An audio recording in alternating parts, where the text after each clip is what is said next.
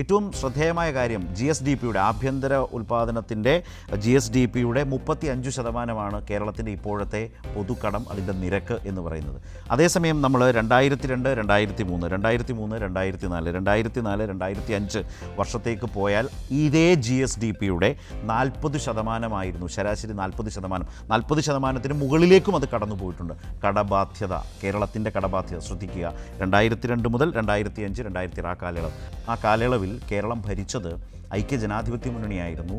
ആദ്യഘട്ടത്തിൽ AK ആൻ്റണി ആയിരുന്നു, പിന്നീട് ഉമ്മൻചാണ്ടിയുമായിരുന്നു. അതായത് കേരളത്തിൻ്റെ ചരിത്രത്തിലെ ഏറ്റവും വലിയ കടബാധ്യത 40% കടന്നു നിന്നത് ആ കാലത്തായിരുന്നു. 2006 പിന്നീട് VS സർക്കാർ വന്ന കാലത്ത് അതിനെ മടക്കിക്കൊണ്ടുവരുന്ന നിലയുണ്ടായി. 2011 അത് 31.8 എന്ന നിലയിലേക്ക് ചുരുക്കി കൊണ്ടുവന്നു.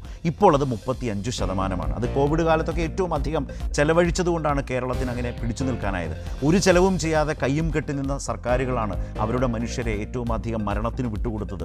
രാജ്യത്തെ സർക്കാരടക്കം, അതുപോലെ മറ്റ് സംസ്ഥാനങ്ങളടക്കം. ഇവിടെ കേരളം അതല്ല ചെയ്തത്. ആ മഹാമാരി അടക്കം ഏറ്റവും അധികം സ്പെൻഡ് ചെയ്ത്, ഏറ്റവും അധികം ചെലവ് ചെയ്ത്, ആരോഗ്യരംഗത്താകട്ടെ ജീവിതത്തിലാകട്ടെ ഒക്കെ ചെലവ് ചെയ്ത് അങ്ങനെ മുന്നോട്ട് പോയതുകൊണ്ടാണ് കേരളം ലോകം തന്നെ ശ്രദ്ധിക്കുന്ന വിധത്തിലേക്ക് അവിടെ ഉണ്ടായ ഒരു ഷിഫ്റ്റും വളർച്ചയും ഉണ്ട്. അവിടെ നിന്ന് പുറകോട്ട് വരുന്നു. ഇപ്പോൾ 35%. സ്വാഭാവികമായി 32% പൊതുകടം എത്തിക്കാൻ കേരളം പോലൊരു സംസ്ഥാനത്തിന് യാതൊരു ബുദ്ധിമുട്ടും ഉണ്ടാവില്ല.